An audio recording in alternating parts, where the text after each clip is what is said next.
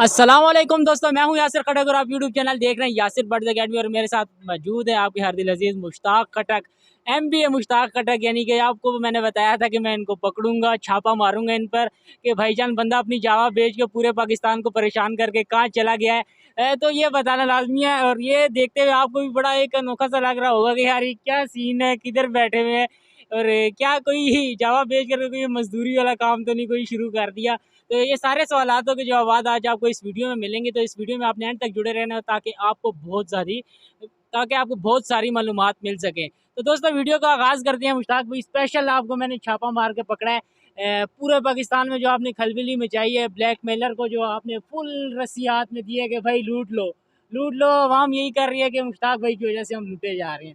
तो इस पे जो है आपने मुकम्मल एक अपना तफसीली जो एक आपका रवायती अंदाज़ है और जो आपका हंसी मजाक मस्करा जो बीच में आप करते हैं, इसको ज़्यादा मत खींचिएगा। हो सकता है कि वो गिर जाए और मोबाइल काफ़ी महंगा है और ये आपको भरना पड़ जाएगा। मुश्ताक भाई की ज़ुबानी सुनते हैं, ज़ाहिर सी बात है जब उस्ताद जब सामने मौजूद हो तो शागिर्द का इतना काम नहीं बनता कि वो आपके सामने जो है अपनी लंतरानियाँ शुरू कर दे। तो उस्ताद से ही शुरू करते हैं। तो मुश्ताक भाई बताइएगा कि यार क्या सीन है, क्या हुआ। मैंने तो एक वज़ाती बयान दिया था, लेकिन लोग ये चाह रहे हैं कि उस्ताद खुद क्यों नहीं सामने आए। तो मैंने सोचा कि यार ये यकीन नहीं करेंगे क्योंकि एक दूसरे भाई भी हैं, मुझे नाम नहीं याद आ रहा उनके चैनल का। बहरहाल उन्होंने भी कहा, फिर मुझे उन्होंने कहा कि बनाए, क्योंकि उस टाइम मेरे जहन में भी ये बात नहीं थी कि यार ये इस तरह हो जाएगा। लेकिन आपको याद है जिस टाइम हमने फिंच की कॉलोनी भी हमने आदि की, तो ये सवालात हम पर काफ़ी ज़्यादा उड़ गए थे और बहुत लोग खफा हुए थे। तो उस्ताद आप ही शुरू करें बिस्मिल्लाह पढ़ के, तो इंशाल्लाह। अस्सलाम वालेकुम। मारूफ व मायनाज यासिर बर्ड्स एकेडमी चैनल दुनिया में खुलबुली मचाता हुआ एक बहुत बड़ा चैनल, जिस पर मैं ख़ुद भी रिक्वेस्ट करता हूं कि अपने चैनल पे एक शॉट आउट दे दो मुझे भी। तो आप सब लोगों को दिल की गहराइयों से अस्सलाम वालेकुम। माज़रत इसलिए जो 7 से 8 दिन हो गए लोग इंतज़ार कर रहे हैं कि मैं कोई वज़ाती बयान दूंगा, तो मैं मसरूफ़ हूँ। आप देख रहे होंगे कि मैं घड़ी घड़ी इस तरफ भी देख रहा हूँ क्योंकि कैमरे के पीछे एक कंस्ट्रक्शन का काम चल रहा है। और अल्हम्दुलिल्लाह, शुक्र अल्हम्दुलिल्लाह कि मैं अपने घर का काम स्टार्ट करवा रहा हूँ और मैं यहीं बैठा हुआ था और गुज़िश्ता कई दिनों से यहाँ ड्यूटियाँ दे रहा हूँ, तो इसलिए इसने यहाँ पे छापा मारा। आप देख रहे हैं शटरिंग के लकड़े मकड़े पड़े हुए। तो भाई वीडियो ना बनाने की पहली वजह यह है कि मैं यहाँ पर मसरूफ़ हूँ और दूसरी वजह यह है कि मैं आप लोगों से सख्त नाराज़ भी हूँ। उसकी वजह यह है कि उसकी वजह यह है कि आप में से मेजॉरिटी लोगों ने वो वीडियो देखी जिसमें मैंने आप लोगों को बताया कि जावा की कॉलोनी खाली है। देखिए, मैंने थोड़ा सा ना आप लोगों के दिमागों से खेला इस तरह से कि अगर मैं डायरेक्ट बोल देता कि भाई मैंने अपनी जावा बेच दी, तो जो लोग मेरी वीडियो को 2 मिनट 3 मिनट तक देखते हैं ना, चाहे वो वक्त की कमी की वजह से या उनके पास डेटा नेट होता है तो वो चाहते हैं कि बस ख़ास बात पकड़ लें, बाकी वो स्किप कर देते हैं। इसीलिए शुरू में मैंने ये बताया ताकि आप लोगों को तसल्ली हो जाए। और उसमें मैंने शुरू में ये भी बोला था कि भाई ऐसा ना हो कि आप थोड़ी वीडियो देख लें और मुगालते का शिकार हो जाएं, वीडियो पूरी देखना, जिसकी वजह से वीडियो लंबी गई और आप लोगों ने शिकायतें भी करी कि यार ये तो थोड़ी सी बात थी, आप सीधा सीधा बताए थे कि आपने जावा भेज दी। तो ये वो लोग थे जिनको ये सरोकार ही नहीं होता है कि यार फार्मिंग किस तरह से चल रही है, क्या इसके असरात मार्केट पे क्या पड़ेंगे। तो ये वो लोग थे बरसाती मेंढक। लेकिन जो फार्मिंग कर रहे हैं, जो इसकी डील कर रहे होते हैं, जिन्होंने इरादा रखा है जावा लेनी है, जिनके पास जावा है बेचनी है, उनके लिए मैंने तसल्ली के साथ इसलिए बनाई थी। और शुरू में इसलिए नहीं बोला था जावा के बारे में ताकि आप लोग डर ना जाए। पहले मैंने आप लोगों का माइंड क्लियर किया था उसमें से कि भाई किसी परिंदे को बेचने या रखने पर मत जाया करो, आप खुद भी जो है ना थोड़ा देखा करो, दूर अंदेशी रखा करो। लेकिन फिर भी काफ़ी यूट्यूबर ने इस पे सवालात भी उठाए और लोगों का कॉन्सेप्ट क्लियर करने की कोशिश की। और उन यूट्यूबरों को भी कमेंट्स में लोगों ने बड़ा ऊपर नीचे किया कि भाई मसला कहाँ पर है आखिर। तो लोगों ने यही कहा कि यार मुश्ताक भाई से बोलें वज़ाती बयान दें। तो यासिर ने भी टाइम निकलने पे दे दिया था, मैं यहाँ पर था। चूँकि देखें हालत ऐसी होती है ना, बंदा थका हुआ भी होता है, यहाँ पर सर में मट्टी बजरी रेती ये सारी चीज़ें होती हैं, तो ऐसे में बंदा कहता है यार शावर लेके। जब घर बनाओगे तो ये तो होगा। तो बंदा ये सोचता है कि यार जब घर जाए ना तो शावर वगैरह ले लें, और उसके बाद डे लाइट ख़त्म हो जाती है और सेटअप पे मगरिब के बाद मैं जा नहीं सकता। इसी वजह से जो है ना ये 7 से 8 दिन हो गए कि वीडियो नहीं आई। अब मैं यासिर चूँकि आया, यासिर आपका पैगाम लेके आया, आप लोगों का वकील बनकर आया। यासिर ने बोला कि यार ये क्लियर कर दें, जबकि मैंने इसे बोला यार मैंने वीडियो में क्लियर कर दिया है कि भाई मसला कुछ ऐसा है कि मुझे घर बनाने के लिए ज़रूरत थी। तो जब इंसान घर बनाता है ना तो घर ऐसे ही नहीं बन जाता, क्योंकि हम लोग जो है ना मिडिल क्लास लोग हैं, मिडिल क्लास तबके के, हमारी एक मखसूस इनकम होती है, उसमें हम अपने एक्सपेंसेस वगैरह चला रहे होते हैं। हम कोई सोने का चम्मच लेके तो पैदा हुए भी नहीं, अगर पैदा हुए हुए होते तो फिर हम ये बर्ड्स की इन्फॉर्मेशन नहीं देते, हम इंपोर्ट ही करवाने में मसरूफ़ होते कि भाई अभी ये शिपमेंट आ रही है, वो शिपमेंट आ रही है, इतना टाइम ही नहीं होता। किसी अगर हम मिनिस्टर के बेटे होते या कुछ होते, बहरहाल हम अपना जो है ना इसी तरह चला रहे होते हैं, कुछ बर्ड से चला रहे हैं, कुछ तनख्वाहों से चला रहे हैं, जो सर्किल चल रहा है। अब मसला ये आ जाता है कि जब मुझे ज़रूरत पड़ गई, अब मैं किसी से भीख मांगता, मेरे पास सबसे इंसान क्या करता है, उसके पास जो एसिड होते हैं ना पड़े हुए, वो अपने आप को कंगालता है कि यार मेरे पास क्या क्या चीज़ ऐसी है कि मैं दूसरे के आगे हाथ फैलाने से बेहतर है कि मैं अपनी चीज़ों से ही कर लूँ ताकि किसी का ताना ना रहे। तो मेरे पास एसिड क्या है, मेरे पास जो दूसरे एसिड होंगे घर में, जैसे ज्वेलरी है, वो तो एक अलग मैटर है, वो आप लोगों से डिस्कस करना वैसे बनता भी नहीं है। लेकिन आप लोगों के सामने जो मेरे पास एसिड है वो मेरे बर्ड्स हैं, ठीक है, वो मेरे बर्ड्स हैं। अब मेरे बर्ड्स जो है वो ज़ाहिर है दुःख मुझे, आप लोगों को कितना दुःख हो मुझे भी हुआ, लेकिन बात ये है कि तो उससे भाई ज़्यादा सबसे ज़्यादा दुख तो मुझे हुआ कि तैयार चीज़ अभी एक दो ब्रीड के अभी तैयार किए, तकरीबन 8 महीने 9 महीने इन बर्ड्स का इंतज़ार किया ब्रीड बैंक, या फिर उसके बाद एक ही क्लच लेने के बाद दे देना। तो इनसे ज़्यादा अगर मैं कहूँ दुख मुझे हुआ, क्योंकि अगर मेरे पास एक हैंडसम अमाउंट होती या मेरे पास कोई ऐसा इन्वेस्टर होता तो ये घर की चीज़ घर में ही रह जाती, क्योंकि बिल्कुल तैयार अंडे बच्चे जो भाई भी लेके गया। अभी मैंने खैर फीडबैक ना मुश्ताक भाई ने लिया ना मैंने लिया है, लेकिन मैं आपको 100% श्योर बता रहा हूँ कि वहाँ पे अंडे बच्चे भी आ गए, क्योंकि जावा जो तैयार होने में आपको पता है बहुत ज़्यादा टाइम ले लेता है, थोड़ा टाइम टेकिंग बर्ड है ये, लेकिन बाद में है इन फ्यूचर ये आपको एक हैंडसम अमाउंट देने वाला है और बहुत ही ज़बरदस्त ये आपके साथ जो है हिलजुल होने वाला ये बर्ड है। तो इसलिए मुझे काफ़ी ज़्यादा इस चीज़ का दुख है, और ऊपर से ये था भी वाइट के पेयर और हमने खुद पाले 3 महीने से लेकर, फिर मुश्ताक भाई को आपको पता है क्वालिटी का काम करते हैं, उन्होंने 6 महीने पे नहीं गए, उन्होंने 8.5 9 महीने पे बाद जाके इन्होंने ब्रीड लेने का सोचा था कि बेहतरीन चीज़ रहे और बर्ड्स थोड़े हीट में आएंगे तो अच्छी ब्रीड देंगे। तो अब आगे के वक्त का किसी को नहीं पता होता है। आप में हमेशा से इंग्लिश का एक मुहावरा है कि अल्लाह इज़ द बेस्ट प्लानर, क्योंकि जो ज़ाहिर सी बात है अल्लाह जो प्लान करता है वो हमेशा से इंसान की समझ से वो बालातर होता है। तो इंसान अपनी एक प्लानिंग करता है और एक प्लानिंग अल्लाह करता है, और हमेशा से जो प्लानिंग होती है वो अल्लाह की प्लानिंग ही कामयाब होती है। तो यही चीज़ें हैं साथ साथ चलती रहती हैं। इंसान अपना एसेट तो बनाता है, उसको नहीं पता होता कि यार मैंने आगे क्या करना है या मेरे साथ आगे क्या हो जाएगा। तो इस चीज़ को जब आप देखते हैं तो फिर अल्लाह ताला का जो निज़ाम है, फिर इंसान कहता है कि यार इंसान बिल्कुल बेबस है। तो मुश्ताक भाई इस पर आप अगर कुछ।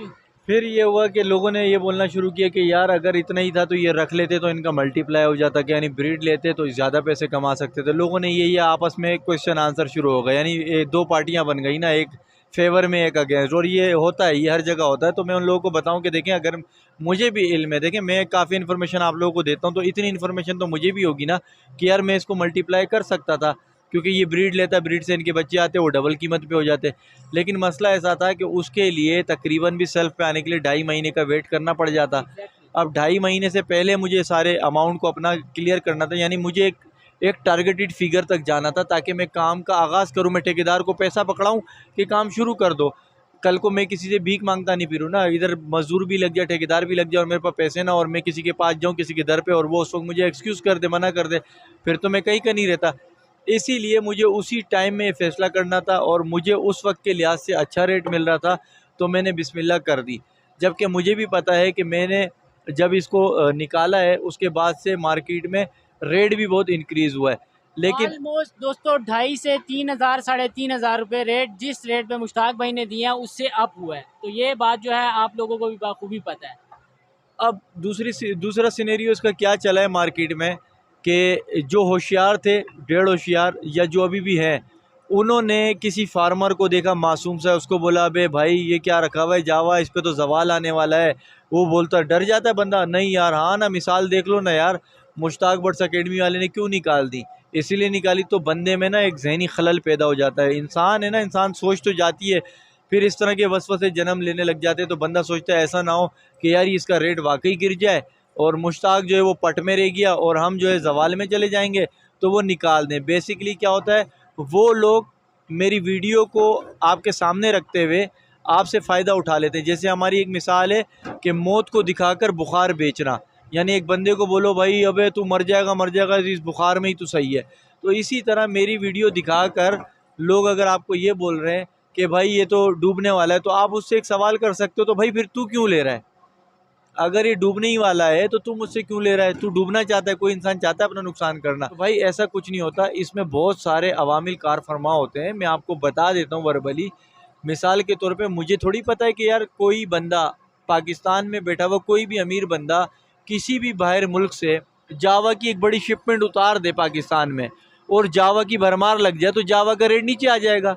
अब मैं आपसे सवाल करता हूँ, आपको पता है इस वक्त कि कोई चौधरी, कोई शफकत, कोई इजाज़, कोई भी वॉटेवर नाम ले लूँ, तो वो कोई शिपमेंट मंगवाने वाला है? आप भी बोलोगे हमें क्या पता। अगर शिपमेंट आ गई, कोई उसमें आ गए 10,000 15,000 पेयर मार्केट में आ गया तो फिर पॉसिबिलिटी है रेट डाउन हो जाएगा। डिमांड सप्लाई का रूल है ना भाई, अब इम्प्लीमेंट हो जाएगा। इसके अलावा इसके बरक्स अगर आप सोचें कि यहाँ से एक्सपोर्ट हो गई जावा तो फिर रेट और बढ़ जाएगा, क्योंकि आपके मुल्क में ख़त्म हो जाएगी जावा, जावा बाहर मुल्क चली जाएगी। अब इन दोनों चीज़ों पे कौन डिसीजन लेगा, किसको पता है? मैं तो एक्सपोर्टर नहीं हूँ, मैं एक्सपोर्टर होता तो मैं जो है आप लोगों के सामने आ जाता है, एक्सपोज हो जाता है कि यार ये एक्सपोर्टर में शिपमेंट ने दिखा रहा होता। तो पहली चीज़ तो ये कि पाकिस्तान से परिंदा जब जाएगा तो यहाँ पर सप्लाई कम हो जाएगी तो वो रेट महंगा हो जाएगा, और कोई बंदा जो है अमीर बंदा वहाँ से मंगा लेगा तो रेट गिर जाएगा। एक चीज़ तो ये हो गई। दूसरी चीज़ ये हो गई कि लोग जो कह रहे हैं कि यार ये इतना बिका है, जो सबसे ज़्यादा सवाल चल रहा है कि यार ये इतना बिका है कि ये ठप करके अगली ब्रीड में जो है ना नीचे आ जाएगा। ओ मेरे भाई, ये इतना बिका तो ज़रूर है, लेकिन जितनी डिमांड है उतना बिका ही नहीं है। मिसाल के तौर पे अभी कितने लोग हैं जो जावा को ढूंढ रहे हैं, उनको जावा मिल ही नहीं रहा। मैं तो इसमें मुश्ताक भी ऐड करूं, तो मैं अगर बताऊं तो मुझे तकरीबन 35 से 40 ऑर्डर आए हैं जावा के, लेकिन मेरे पास मैं किसी के ऑर्डर को मीट ही नहीं कर सका, जावा है ही नहीं। जावा ही नहीं। आप लोग देख रहे हो कि पोस्टर लग रही हैं फेसबुक पे, यहाँ पे धमाल मचा दिया, जावा रिक्वायर्ड, जावा रिक्वायर्ड। इसका मतलब ये नहीं है कि उसको मिल गया। और मान लो कि अगर मिल गया, जितने आप देख रहे हैं सबको मिल गया, उसमें से कितने ब्रीड करेंगे? कितने ऐसे होंगे जिन्होंने 6 अंडे दिए होंगे, एक बच्चा निकलेगा? कितने होंगे उनमें डेथ इन शेल आएंगे? कितने होंगे उनके पेयर ही मर जाएंगे? कितने होंगे उनके पेयर भाग जाएंगे? कितने होंगे उनके पेयर बूढ़े होंगे? आप लोग ब्रीडिंग रेशियो अपने कैलकुलेटर पे निकालते हैं, कुदरत आपके उस पर नहीं चलती। ये जो नेचर है ये आपकी और मेरी कैलकुलेशन पे नहीं चलती, वरना आज मैं करोड़पति होता, क्योंकि मैंने भी बड़ी कैलकुलेशनें मारी थी कि इतना हो जाएगा, अगले साल ऐसा हो जाएगा, वैसा हो जाएगा, धमाका हो जाएगा। ऐसा नहीं होता। एक सर्किल है, नसीब है, सर्किल है, उस हिसाब से चल रहा होता है। अच्छा, अब दूसरे पॉइंट की तरफ आते हैं कि जिन्होंने लोगों ने ले लिया, चलो मान लिया उनका अच्छा रेशो आ गया, 3 का एवरेज हम लोग कहते हैं स्टैंडर्ड है, 3 का एवरेज भी आ गया, तो जावा जो है तैयार होने में 2.5 से 3 महीना लेता है। 2.5 से 3 महीने आप तो इंतज़ार करना पड़ेगा, यानी मार्केट स्टेबल रहेगी ना, क्योंकि अभी तो ब्रीड नहीं आई ना आपके हिसाब से, अभी तो ब्रीड मटकियों में। तो 2.5-3 महीने तक तो जो अभी ले रहे हैं पेयर, उनके जो बच्चे निकलेंगे वो 2.5-3 महीने तक तो उस बंदे के पास ही रहेंगे। फिर वो जाएंगे मार्केट में, जब वो मार्केट में जाएंगे तो 7 महीने की एज पे तो आगे वो सही ब्रीडर बनता है, तो 7 महीने तो आपके ये सिक्योर हो गए। अब इन 7 महीने के दौरान शिपमेंट यानी एक्सपोर्ट की सूरत में यहाँ से बाहर जाती है या नहीं, बाहर से यहाँ आती है या नहीं, इसको कौन कैलकुलेट करेगा भाई? अगर ये पता होता मुझे, या ये जो बड़े बड़े तुर्रम खान इसमें अभी मेरी वीडियो भी देख रहे होंगे, या उन्हें, या आप जिनको अपना उस्ताद समझते हैं उन्हें अगर पता होता, तो सबसे अमीर तरीन लोग वही लोग होते जिनको आप मानते हैं। मैंने जितने लोगों के साथ मत्ताखोरी की है, कोई भी मुझे हुतमी तरीके से ये बता ही नहीं पाया आज तक कि किस महीने क्या होगा, वरना खुद सोच लो कि मेरे पास वही परिंदा लगा हुआ होता। पाकिस्तान भर से बड़े बड़े यूट्यूबर भी मेरे दोस्त हैं, एक्सपोर्टर भी मेरे सब मतलब सलाम दुआ में आए हुए हैं, एक्सपोर्टर के लिए काम करने वाले भी मेरे सलाम दुआ में है, फार्मर भी, बाहर से मंगाने लाने जितने भी इन्वॉल्वमेंट होती है मेरे अल्हम्दुलिल्लाह नेटवर्क में है। लेकिन ये चीज़ किसी को नहीं पता होती, ये डिमांड सप्लाई का गेम है। किसी के कान ना धरें, अल्लाह पे भरोसा रखें, उसने अगर तुम्हें देना है ना तो वो उसकी नेस्टिंग से भी दे देगा आपको। परिंदा तो छोड़ दो, नेस्टिंग में ही आप हाथ मारोगे कुछ ना कुछ निकल आएगा, क्योंकि अल्लाह के लिए कोई मामला मुश्किल नहीं है। अल्लाह ने आपको देना है तो आपको दे देगा, जिस तरह मुझे अल्हम्दुलिल्लाह फिंचों से दिया, कितना जवाल आया था, सब कुछ था। कुछ भी नहीं होता, अपने बर्ड्स पर काम करें, सब्र से काम करें, अल्लाह पर भरोसा रखें। मेरी मजबूरी है, मेरी मजबूरी को इस तरह से उछल कूद नहीं करें, अपना ही नुकसान करेंगे और कुछ नहीं। जो आपसे ले रहा है ये बहाना बना कि भाई ये डिवेल्यू होने वाला है, तो उससे आप सवाल कर लें कि भाईजान तो फिर आप क्यों ले रहे हो, आप क्या अपना नुकसान करने के लिए ले रहे हो, फ़ायदा है तभी ले रहे हो। अगर बोले कि मुश्ताक ने जो है मतलब अगर कोई बोले कि मुश्ताक ने छुपाई चीज़ है, किसी को बताया नहीं और आड़े हाथों ये कर लिया, इसको पता है कि क्या होने वाला है, तो उससे पूछ लो कि भाई उसे अगर पता होता तो फिंच में भी इस तरह था, फिंच का रेट भी नीचे आया है, जितना पीक पे गया था उससे तो डाउन हुआ है ना रेट। तो मुझे पता होता तो फिर मैं उस हिसाब से गेम कर लेता। मेरे पास आज भी फिंचेस मौजूद हैं, जावा की खाली कॉलोनी देख के दिल जलता है मेरा। आप लोगों को क्या दुख होगा, मेरा कलेजा जलता है, फट जाता है मेरा। लेकिन क्या करूँ, मैंने सोचना है, मेरा फ्यूचर है, मैं किराए पे रह रहा हूँ, मुझे अपनी छत मिले, अल्लाह ताला मुझे अपनी छत पे ले जाए। तो इस तरह की जावाएँ कितनी मैं नेक्स्ट टाइम फिर ले लूँगा, आप लोगों से ही ले लूँगा, जिसके पास अच्छे होंगे उनसे ले लूँगा कि ठीक है, मेरे लिए बस मुश्किल नहीं है। असल में सारी चीज़ें होती हैं दुनिया में पैसे से, पैसा होना ज़रूरी होता है, और वो पैसा जो आपके अपने ज़ोरे बाजू हो, तो उसी में ही मज़ा है, उसी में आंखें ऊंची करके बंदा जो है ना जीता है। तो मैंने पहली कोशिश यही की कि जितना मैं कर सकता हूँ वो मैंने किया है। आप लोग हौसला रखें, हिम्मत रखें, करते चले जाएं। आज आपको नफ़ा है, कल नुकसान होगा, तो बिज़नेस का असूल ही यही है, और हराम हलाल में इसी वजह से फ़र्क है। अगर सारा ही कुछ आपको मिल जाए तो हराम हलाल की तमीज़ ही ख़त्म हो जाएगी। अल्लाह पे भरोसा रखोगे, अल्लाह ताला नवाजेगा वहाँ से भी जहाँ से आपकी सोच ख़त्म होती है। तो ये एक वीडियो मैंने बनानी थी। अच्छा है कि यासिर यहाँ के पीछे बैकग्राउंड में आपको शोर सुनने को मिला होगा, वो रगड़ाई मगड़ाई का काम चल रहा है, पड़ोसी हो गया इस वजह से। तो अब मैं यासिर को देता हूँ, अगर कुछ मैं भूल गया हूँ तो ये मुझसे पूछ ले। तो दोस्तों मेरा ख्याल है कि बहुत ही तफसील से मुश्ताक भाई ने इसको बयान कर दिया, और मेरी कोशिश भी यही थी कि यार बहुत से का लोगों के गिला कर रहे थे कि हमसे जो है ये बिल्कुल कोड़ियों के भाव जो है फिर जावा लेने की बातें चल रही हैं। तो कोशिश यही थी कि यार कम से कम आपको नुकसान हो, हमेशा से आप लोगों की भली की बात सोची है। ज़ाहिर सी बात है, क्योंकि हम आप में से जो है तकरीबन 70% लोगों ने जो है उस्ताद को देख के ये काम शुरू किया। तो फिर जब उस्ताद के बारे में ऐसी कंट्रोवर्सी क्रिएट हो तो ज़ाहिर सी बात है उनको एक दुख होता है, और इस दुख को हम समझ सकते हैं। हर बंदा परेशान होता है, किसी ने किस हाल में इन्वेस्टमेंट की, किसी ने किस हाल में की। तो इस चीज़ों को मैं बाखूबी से जानता हूँ, इसलिए मुश्ताक जाकर इस पर एक तफसील आपको दिया। तो दोस्तों मैं तो ये आप लोगों के लिए काफ़ी इन्फॉर्मेटिव साबित हुई होगी, और आप लोगों को काफ़ी ज़्यादा इत्मीनान मिला होगा। तो दोस्तों चाहूँगा इजाज़त इस उम्मीद और इस अपनेपन के साथ कि आप अपने बर्ड्स का बहुत ख्याल रखेंगे। मिलेंगे वीडियो में नए टॉपिक के साथ, तब तक के लिए अपने मेज़बान यासिर खटक को दीजिए इजाज़त। अल्लाह हाफ़िज़।